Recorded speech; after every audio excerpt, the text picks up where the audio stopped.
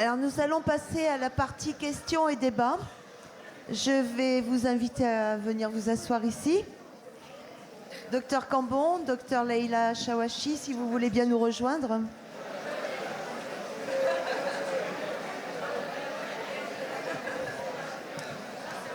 Alors nous avons des questions. Quels sont les signes qui peuvent nous alerter chez une personne qui serait victime de soumission chimique ? Comment reconnaître des victimes de soumission chimique ? Alors la première chose à comprendre, c'est qu'il n'y a pas de signe spécifique de la soumission chimique. C'est-à-dire que tout nausée, vomissement ne va pas forcément signer qu'on vous a drogué à votre insu, bien évidemment. En général, je vous l'ai dit, une soumission chimique, c'est à la fois une administration de substances et à la fois la commission d'un fait criminel ou délictuel. Donc la plupart du temps, les victimes, les signes qui vont les alerter quant à une soumission chimique, c'est le fait qu'elles aient des symptômes inhabituels, donc une amnésie, un trouble du comportement, un état d'ivresse extrêmement prononcé, alors même qu'ils n'ont pris que 2-3 gorgées et que ce n'est pas compatible avec la quantité qu'ils ont consommée, etc., en présence de faits criminels ou délictuels possibles. Je vous donne quelques exemples. Quelqu'un qui va se réveiller nu dans la rue sans souvenir. Là, tout lui indique que des violences ont lieu. Il a des symptômes inhabituels, un trouble du comportement. Quelqu'un qui se réveille dans son appartement sans souvenir, l'appartement saccagé, avec des préservatifs usagés, qui constate des transactions sur son compte bancaire inhabituelles, qui se rend compte qu'il a signé un contrat pour lequel il s'opposait depuis très longtemps, etc., alors qu'il était dans le cirage un petit peu avant. Donc en fait, c'est souvent l'association des deux. Restera les tentatives où là, il n'y aura pas eu l'agression qui a opéré. Et là, c'est comme je l'ai dit tout à l'heure, il faut écouter ses doutes. Si vous ne vous sentez pas bien, je préfère que vous écoutiez vos doutes et que ce soit une fausse alerte plutôt que l'inverse. Donc il faut juste s'extraire de la zone de danger. Il reste un point qui est intéressant, c'est dans la violence intrafamiliale, il y a aussi le rituel qui peut alerter les victimes. C'est-à-dire que comme là, je vous l'ai dit, le loup est dans la bergerie, donc en général, et qu'il y a quelqu'un qui agit, donc c'est toujours en présence de cette personne, dans le cas d'un rituel précis, que la personne ne se sent pas très bien. Surtout dans les maltraitances chimiques où il n'y a pas forcément une violence derrière, en dehors du fait d'être assommé par les médicaments. Nous, typiquement, on va entendre, je vais multiplier les exemples là, encore une fois, on va entendre, c'est à chaque fois que papa me donne la soupe à midi, que je m'endors, que je perds connaissance et qu'ensuite je me réveille déplacée, etc. C'est à chaque fois que telle aide à domicile s'occupe de papy, qui se sent pas bien et après on constate telle et telle chose. C'est à chaque fois que. Ça, c'est des choses aussi qui reviennent assez souvent. Donc le rituel, au petit-déj, c'est pas normal, là je suis censée être réveillée, je me sens très mal après mon chocolat chaud, ce n'est pas normal. Voilà, donc ça va être aussi la récurrence, parce que dans la violence intrafamiliale, ça va être une routine insidieuse qui se met en place, et en général, c'est la routine qui alerte. Souvent, quand on n'a pas de souvenir, maintenant, c'est de plus en plus les photos, les clichés, les vidéos dont on n'a aucun souvenir, et on dit, mais je n'ai aucun souvenir de cette photo que je retrouve dans le téléphone de quelqu'un. Merci. Là, c'est peut-être pour le docteur Cambon. Est-ce que la victime peut avoir des séquelles médicales suite à la soumission chimique ? Alors bonjour à toutes et à tous, parce que moi je ne me suis pas présenté. Je suis Dominique Cambon, je suis médecin à l'hôpital de Saintes. Je suis plus exactement gynécologue et expert près des tribunaux de Poitiers et de Bordeaux. J'ai eu malheureusement l'occasion, en 30 ans de travail sur l'hôpital, de voir un grand nombre de victimes.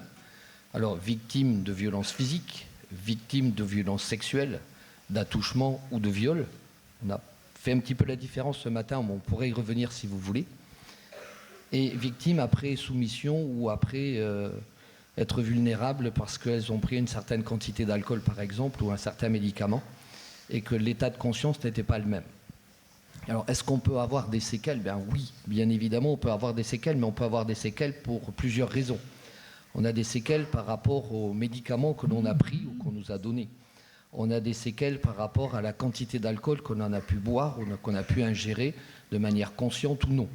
On peut avoir des séquelles par rapport à l'ensemble de ces substances et au mélange de ces substances qui vont être prises de manière extrêmement rapide parce que je vais prendre 3 shoots de vodka en l'espace de 5 minutes ou parce que je vais prendre une certaine quantité d'alcool et de liquide en une soirée. Mais on a aussi des séquelles physiques par rapport à ce qui a pu se passer, violences physiques, parce qu'il m'a mis 3 baffes, mais ces 3 baffes font que mon oreille droite ne fonctionne plus. Il m'a mis 3 coups de poing, avec des gros problèmes au niveau de la vue de mon œil gauche. Il m'a également violé. Ça veut dire qu'il m'a pénétré par le vagin. Et on retrouve parfois des plaies du vagin, voire des problèmes vésicaux importants. Il m'a pénétré par l'anus, alors que je n'avais que 5 ans. Et lui, il mesure 1,90 m, avec des plaies de l'anus et des plaies du rectum qui sont parfois définitifs. Ça, c'est le côté physique. Ne jamais oublier le côté psychologique. Je vais vivre quoi? 1 heure après, 2 heures après, demain, dans un mois, dans 10 ans? On voit aujourd'hui des femmes d'une quarantaine d'années qui viennent en consultation pour infertilité. Elles sont normales au niveau endocrino, elles sont normales au niveau hormonal, elles sont normales vis-à-vis de leur utérus, des ovaires, des trompes. Lui est parfaitement normal avec un spermogramme normal et ils ont une vie normale, une sexualité normale. Et elle finit par avouer qu'elle ne peut pas avoir d'enfant parce qu'elle est totalement bloquée vis-à-vis du viol du grand-père qu'elle a vécu quand elle avait 11 ans. Ce phénomène-là, c'est quasiment toutes les semaines que l'on le voit à l'hôpital de Saintes. Alors vous imaginez au niveau national ce que ça peut représenter. Est-ce qu'il y a des séquelles? Eh bien oui, et il y en a beaucoup.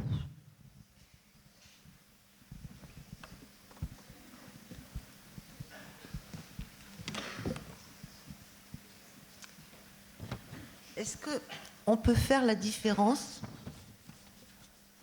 entre violence sexuelle et agression sexuelle? Alors, médicalement parlant, oui. Après, je laisserai le côté judiciaire, si j'ose dire. On va faire la différence entre pénétration et pas pénétration.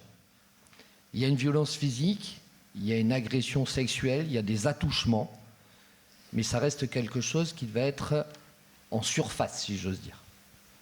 Dès qu'il y a pénétration, alors que ça soit une pénétration au niveau du vagin, et là, on va faire la différence entre j'ai touché sa vulve où il m'a mis la main sur ma nénette, il aura mis un doigt à l'intérieur, là, c'est plus du tout la même chose. Il a mis son sexe à l'intérieur, c'est plus du tout la même chose aussi, et là, on a affaire à un viol. Même chose si on passe un autre obstacle et si on rentre dans un autre créneau avec une possibilité de mettre un doigt ou le sexe dans l'anus. Il m'a imposé une fellation. Il y a donc pénétration du sexe dans la bouche. Là aussi, c'est considéré comme un viol. Donc l'agression sexuelle et l'attouchement, on reste en surface. À partir du moment où on pénètre, peu importe quel orifice on pénètre, c'est un viol, au niveau médical. Et au niveau judiciaire, c'est exactement pareil. C'est-à-dire qu'en fait, l'agression sexuelle fait partie, si vous voulez, des violences. C'est tout acte de nature sexuelle où il n'y a pas eu pénétration. Donc ça va être la main aux fesses, la main à la poitrine, un baiser volé. Alors que le viol, il y a pénétration. L'agression sexuelle, donc du coup, c'est un délit et le viol est un crime. Et donc du coup, l'agression sexuelle fait partie des violences, mais c'est c'est un terme générique, violence sexuelle et agression sexuelle en fait. Le terme juridique, c'est agression sexuelle.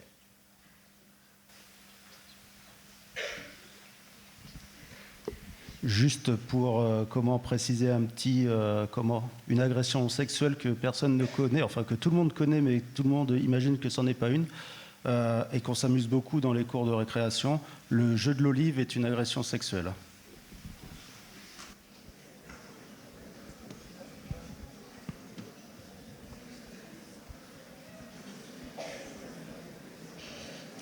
Dans quel type de situation du contexte privé retrouve-t-on des cas de soumission chimique le plus souvent?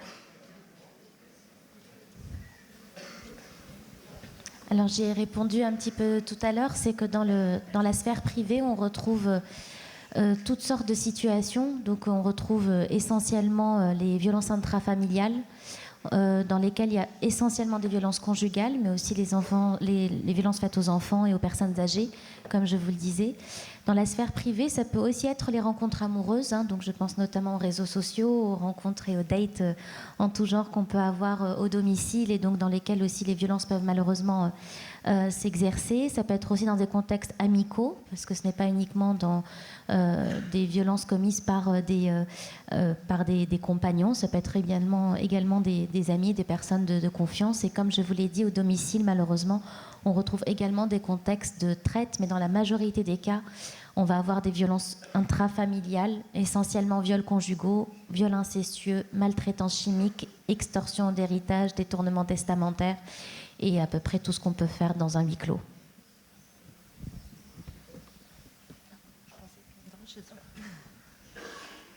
Quel est l'âge moyen des victimes et combien de victimes portent plainte chaque année? Quelle évolution?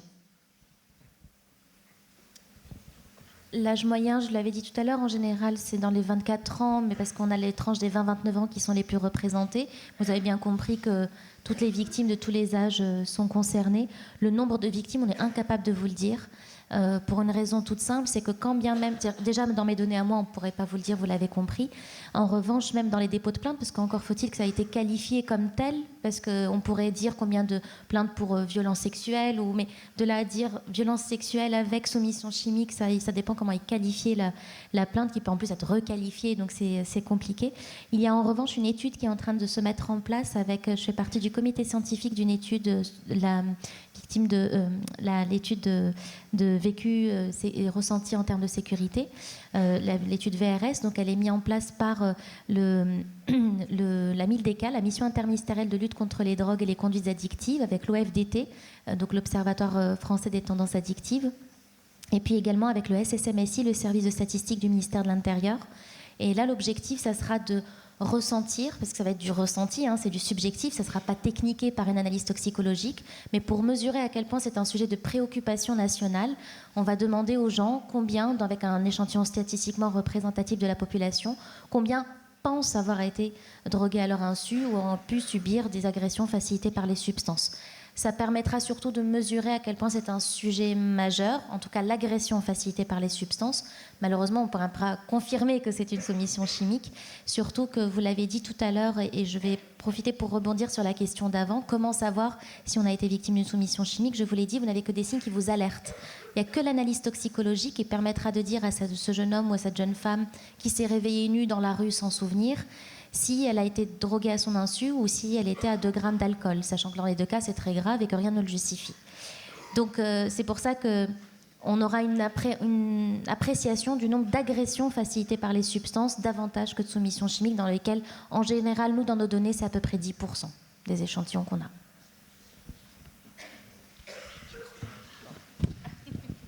Je voulais juste rajouter une petite chose par rapport au dépôt de plainte. Je suis dans l'incapacité totale de vous donner le nombre de dépôts de plainte qu'il peut y avoir sur Saintes sur ces sujets-là. Une chose est sûre, c'est qu'il n'est jamais facile de déposer plainte. En tout cas, au commissariat de Saintes, il a été mis en place un code couleur pour que la victime, parce qu'on arrive dans un commissariat, forcément, il y a d'autres personnes qui attendent. Il n'est déjà pas facile de franchir la porte du commissariat. Donc, les personnes de l'accueil ou quoi que ce soit sont formées. Il y a un code couleur, vous posez votre main sur cette couleur et vous serez pris en charge d'une manière différente. Forcément, on vous prendra de suite d'une manière un peu à l'écart, qu'on ne vous laisse pas forcément que tout le monde dans le sas d'accueil entende que vous avez été victime de violences sexuelles, violences conjugales ou quoi que ce soit. C'est la couleur orange pour un peu plus de précision. Oui, donc c'est juste, en fait, c'est ce qu'on appelle le TAC. Il y a 2 ronds. C'est à l'accueil du commissariat. Donc vous l'avez déjà sur la porte vitrée quand vous rentrez, et c'est également à l'intérieur sur le bas-flanc. Il y a un cercle orange et un cercle bleu. Tout ce qui est sensible, donc tout ce qui est où vous avez besoin d'une certaine confidentialité, vous indiquez le code orange et vous êtes mis en relation avec un enquêteur. Alors, au niveau médical et au niveau du centre hospitalier de Saintes, et plus exactement du service de gynécologie, là non plus je ne suis pas capable de faire une étude statistique. Simplement, ce qu'il faut savoir, c'est que la situation du service de gynécologie par rapport à la ville ou par rapport à la région fait que l'on reçoit des demandes d'examen suite à des réquisitions du commissariat de police, de la gendarmerie, mais pas que de la ville de Saintes. Donc ils ne peuvent pas, eux, faire le calcul, mais nous, on ne peut pas forcément le faire non plus sur la ville de Saintes par rapport à l'ensemble que l'on reçoit, parce qu'elles vont venir d'un centre après judiciaire de Jonzac, ou elles vont venir de Cognac, ou elles vont venir de Royan, voire pourquoi pas de Rochefort ou d'un petit peu plus loin. On peut les recevoir sans que ces personnes aient été vues auparavant par un policier ou par un gendarme. Il y a la possibilité d'un accès direct au centre hospitalier, soit par le centre des urgences adultes suivant l'âge de la personne, soit par le service de pédiatrie avec les urgences pédiatriques ou avec les urgences gynécologiques. La réquisition et la demande du papier formel de la gendarmerie ou de la police pourra se faire plus tard, voire le lendemain, y compris les scellés s'il y a des prélèvements qui ne sont pas à faire en urgence au moment où on les voit à 3 heures du matin. On voit 2 types de personnes. On voit des personnes soit en urgence ou dites en urgence. J'arrive à 3 heures du matin, j'arrive à 4 heures du matin, je sors de boîte de nuit, je me retrouve dans ma voiture, je ne comprends rien, je ne sais pas depuis quand je suis dans ma voiture, et puis je m'aperçois qu'en fait mon jean, il est au niveau de mes chevilles, et ma culotte, ma culotte, je ne l'ai plus. Qu'est-ce qui s'est passé? Qu'est-ce que j'ai vécu? Est-ce que j'ai été à un moment vulnérable parce que, oui, j'avoue qu'à 9h le soir, avant d'aller en boîte de nuit, j'ai pris pas mal d'alcool avec les copines et les copains. Est-ce que j'ai eu une soumission chimique supplémentaire? Qui m'a mis dans cet état? Qui m'a déshabillé? Comment je suis arrivé dans la voiture et qu'est-ce qui s'est passé dans ma voiture? Donc là, on est en urgence avec des prélèvements qui seront faits de manière multiple, c'est-à-dire sanguin, urinaire, gynécologique, très probablement également anal et buccal. On se retrouve avec très souvent 20 à 25 tubes qui ont été pris par rapport aux différents prélèvements. Et puis il y a les prélèvements, ou du moins les réquisitions que l'on va faire pour des raisons un petit peu plus chroniques. C'est l'enfant de 10 ans qui finit par avouer que quand sa maman, parce qu'ils sont séparés depuis quelques années, quand sa maman va faire les commissions, eh bien le demi-frère va aller dans la chambre, le demi-frère va rentrer dans la chambre, voire même rentrer dans la salle de bain, et puis va faire des choses à sa demi-sœur ou à son demi-frère. Et ça, c'est de manière chronique, c'est-à-dire ça existe depuis déjà 1 an, 2 ans, 3 ans, 4 ans. Il n'y a aucune soumission chimique, il n'y a aucune vulnérabilité par rapport à cet enfant qui n'a pris aucun médicament. Il y a simplement le demi-frère, le tonton, le grand-père, le beau-père, pourquoi pas, ou la belle-mère, parce que ce n'est pas forcément que des hommes, c'est très souvent des hommes, mais ce n'est pas que des hommes. Et là, en règle générale, dans le service de gynécologie, c'est moi qui les vois depuis un certain nombre d'années, de par ma position d'expert, et j'en ai environ 80 par an. Ce chiffre ne change pas, il n'augmente pas, il ne diminue pas, malgré toutes les informations et la médiatisation de ce que ça veut dire aujourd'hui, une agression physique ou une agression sexuelle sur des enfants. Ce sont des enfants qui, pour les plus petits, ont 1 an et demi, 2 ans, mais ce sont des enfants qui vont avoir jusqu'à 13-14 ans à peu près, comme si, à un moment, l'enfant grandissait, il devient moins fragile, il va peut-être avoir plus d'autorité sur l'aîné ou sur le grand-père ou sur le beau-père, et dans ce cas-là, on a l'impression que ça s'arrête. Et je dis bien, on a l'impression. Alors, dernière question. Quelles sont les mesures prises pour protéger les victimes? Je pense plutôt pour les encadrer après. Alors, il y a plusieurs choses. Donc, effectivement, je vous ai dit, il y a un rapport au gouvernement qui a été rendu le 12 mai 2025. Il y a 50 recommandations, 15 prioritaires. On ne va certainement pas tous les lister. De toute façon, je ne les ai pas tous en tête. Mais simplement pour vous dire que ce qui a été envisagé, entre autres, à voir qu'est-ce qui sera mis en œuvre ou pas, c'est d'inscrire encore plus clairement dans la loi que la vulnérabilité chimique, parce que pour l'instant, c'est écrit comme une déficience physique et psychique pouvant être apparente pour les agresseurs, qui serait un facteur aggravant. Et dans ce cas-là, rentre dans cette déficience physique ou psychique éventuellement la situation d'être sous l'empire de certaines substances. Mais il serait pertinent que ce soit vraiment beaucoup mieux présent, mieux rédigé, en expliquant bien que c'est toute substance, qu'elle soit légale ou illégale, médicamenteuse ou non médicamenteuse, pour justement encourager les victimes à faire cette démarche. Et la loi aussi sert de pédagogie, hein, c'est ce que je vous disais tout à l'heure, en me disant c'est pas moi qui le dis, c'est la loi qui le dit. Et c'est important de comprendre qu'on l'a décidé ensemble en tant que société, que c'était ça nos règles communes. Donc il y a cette question sur la vulnérabilité chimique, il y a aussi ce qui pêche beaucoup, en tout cas ce qui nous a alertés, comme je vous l'ai dit, c'est dans l'affaire Gisèle Pellicot, c'est cette errance thérapeutique qui est plus tenable. Et là-dessus, il y a une expérimentation qui va démarrer en janvier 2026. Donc, Madame Stéphanie Rist, donc la ministre de la Santé, a déjà annoncé qu'elle avait signé le décret. Maintenant, il devrait apparaître incessamment sous peu, pour peu que Matignon bouge.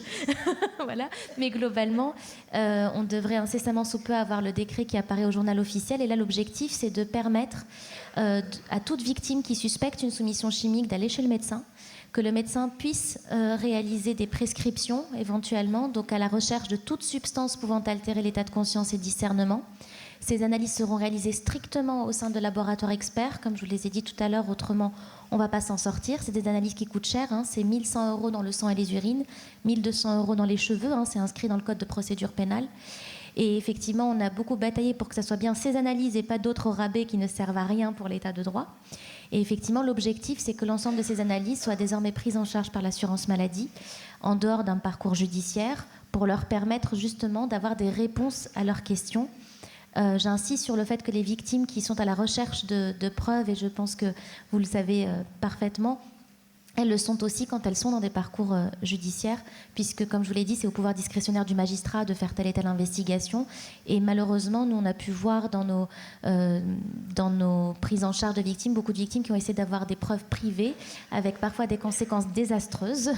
Donc, des prélèvements de cheveux qui s'apparentent plus à de la mutilation qu'autre chose. J'ai eu un prélèvement de cheveux avec un scalpel, par exemple. C'est intéressant pour une victime, alors que normalement, on coupe tout simplement. Donc, non seulement elle était rasée, elle était blessée, elle était extrêmement traumatisée par le prélèvement, et elle m'a dit, je vous cite, hein, donc Diane m'autorise à vous le dire, donc je vous le dirai, je me suis sentie comme ces femmes qui avaient couché avec les Allemands pendant la guerre, violées et ensuite rasées. Voilà. Donc quand on va à la recherche de preuves privées, moi j'ai pas de problème avec la preuve privée, en revanche il faut que ça soit fait dans les cadres corrects et que ça soit pris en compte dans un processus judiciaire. Ça, c'est une avancée majeure. Pour l'instant, malheureusement, il n'y a pas de possibilité de la généraliser tout de suite. Donc, ça va être d'abord une expérimentation sur 3 régions qui ont été déjà arrêtées. Donc, la région Hauts-de-France, Île-de-France et Pays de la Loire, avec potentiellement ensuite, ça va être complété par une région des DOM-TOM, potentiellement la Guadeloupe. Donc, pendant une certaine durée. Et ensuite, le but, c'est de pouvoir tester cette prise en charge pour la généraliser à l'ensemble du territoire national.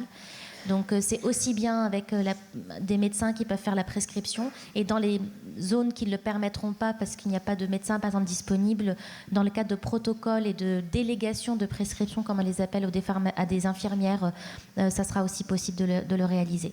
Donc voilà, on travaille beaucoup avec l'ordre des médecins sur cette question.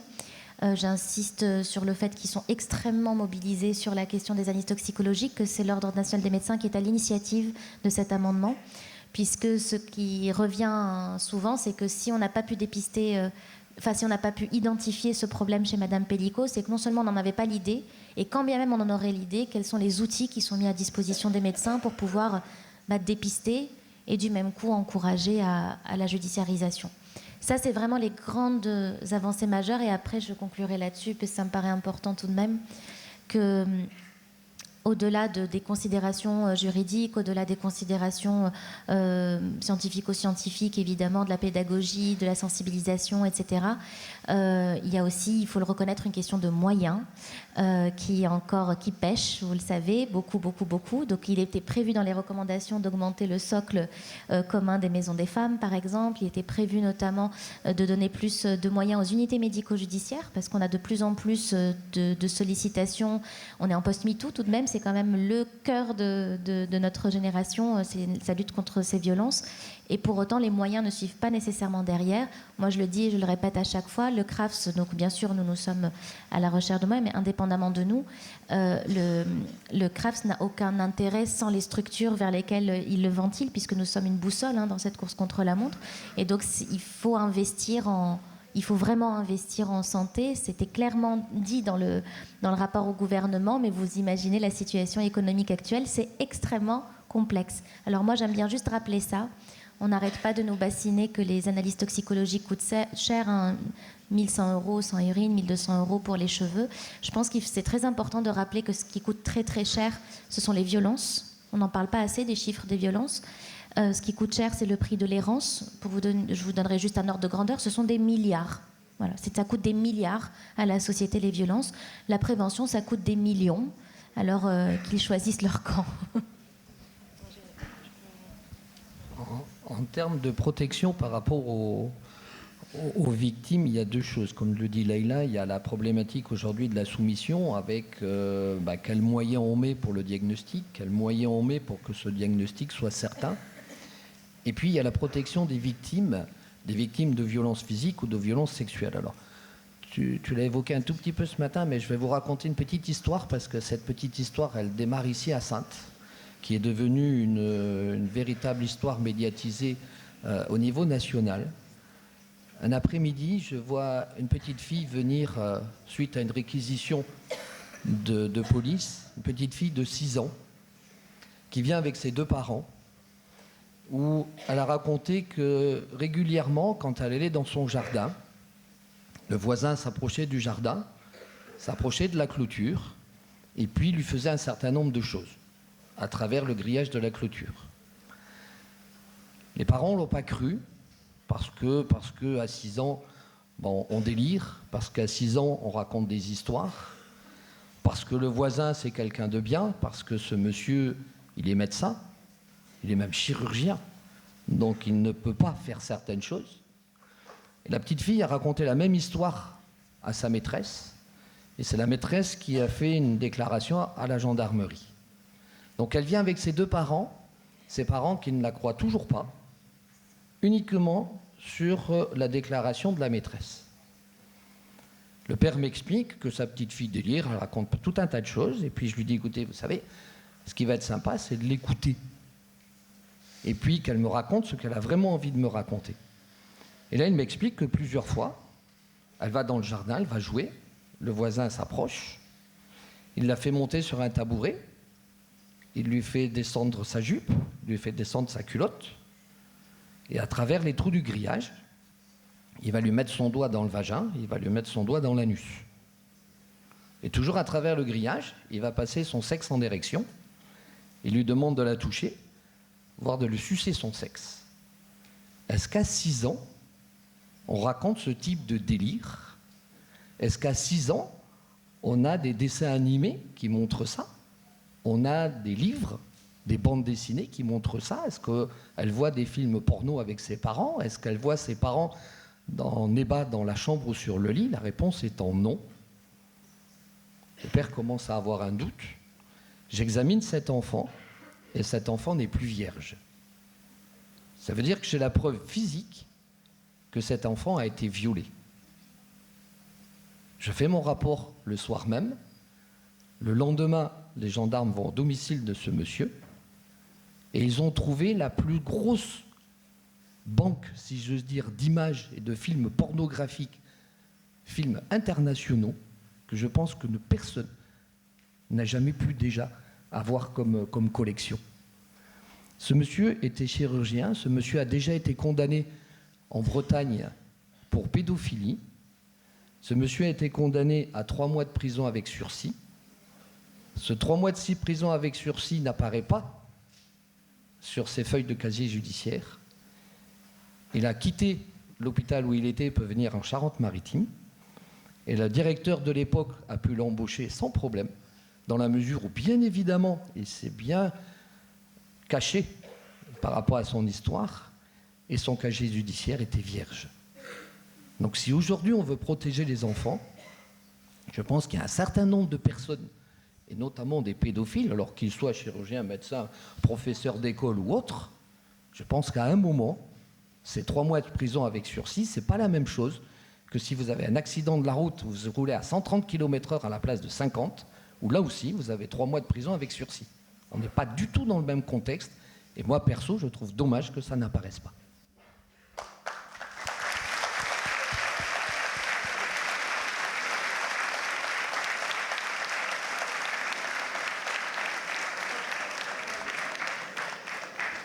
Je voulais juste rajouter quelque chose par rapport à la question qu'est-ce qu'on fait pour la protection des victimes après le dépôt de plainte. Alors, il faut distinguer plusieurs cas. On a la soumission chimique qui est comme ça, occasionnelle, ponctuelle, qui est un événement unique, qui est fait dans le cadre d'un festif ou une soirée.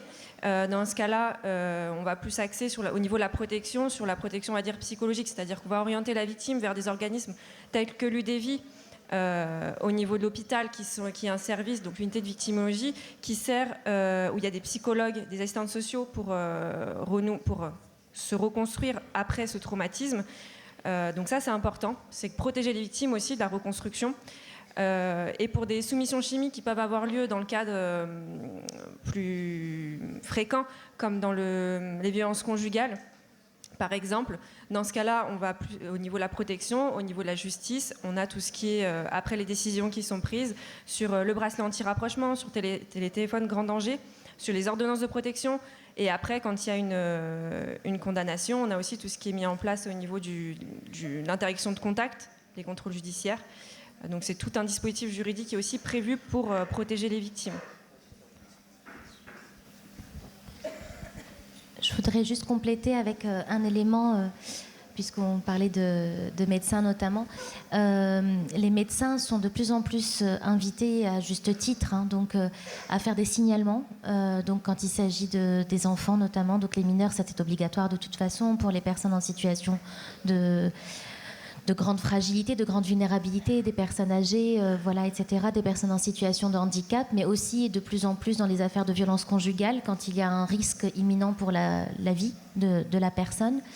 Donc il y a un rôle majeur qu'ont les médecins, qui sont des acteurs de premier recours et qui sont des alliés, donc très importants dans la prise en charge des victimes de violences. Toujours avec le Conseil national de l'ordre des médecins, il y a plusieurs commissions de victimes qui sont en train d'être organisées, en tout cas des réunions qui sont mises en place actuellement pour une raison assez simple, c'est que nous assistons de plus en plus à des intimidations des médecins qui rédigent ces certificats, parce qu'on les incite de plus en plus à le faire, mais on ne leur a pas vraiment donné le moyen de se protéger. Alors nous, à l'hôpital, on est déjà un peu protégés par l'institution, parce que moi je travaille à l'hôpital, donc le CRAF c'est une structure hospitalière, le centre d'addictovigilance également.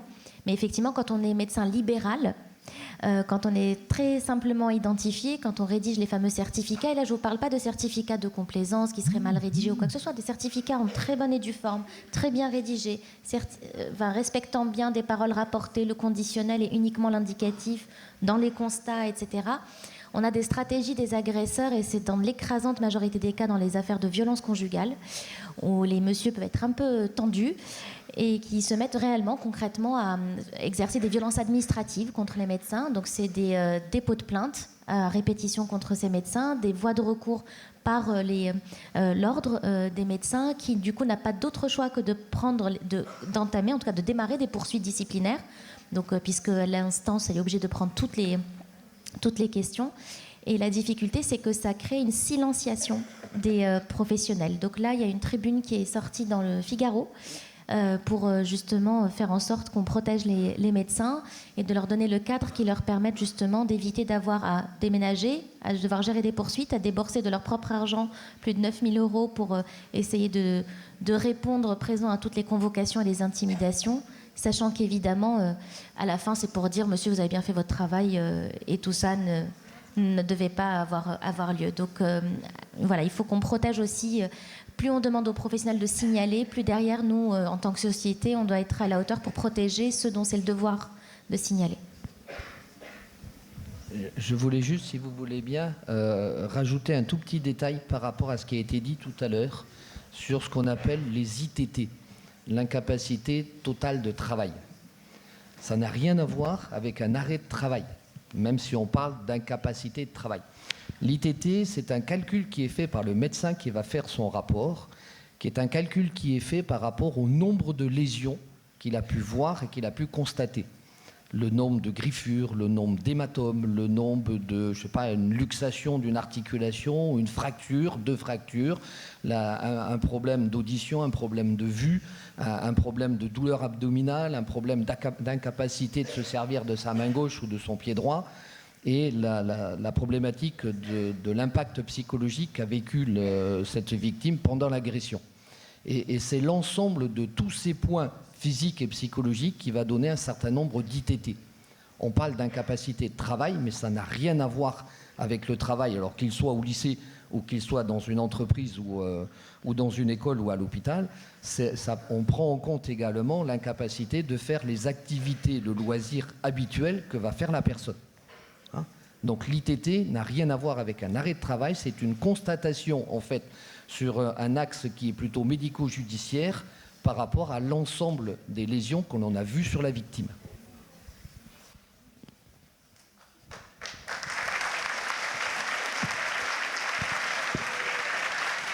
Nous allons conclure cette matinée. Je tiens à remercier tous nos intervenants pour cette matinée consacrée à l'information, la prévention et l'action contre ces dangers. Je voudrais aussi qu'on puisse applaudir les Soroptimistes de Saintes qui ont construit cette conférence.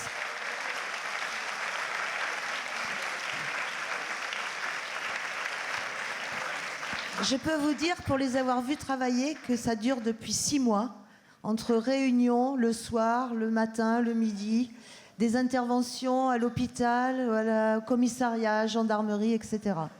Merci à elle.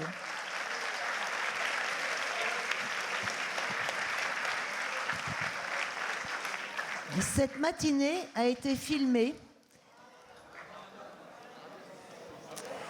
et sera à disposition des établissements scolaires et de tous les organismes qui le souhaitent pour le futur. Cette vidéo n'aurait pas été possible sans l'aide de nos partenaires, la ville de Saintes, le département de la Charente-Maritime, la MSA et Mutualia, que je voulais remercier ici. Je vous remercie pour votre attention pour cette conférence. Et pour les gens qui seraient intéressés, nous distribuons à la sortie des capotes de verre. Je sais que ça ne change pas tout, mais si vous voulez vous promener avec votre verre sans le renverser et le garder avec vous, ça peut être utile. Protégez-vous, protégez les autres.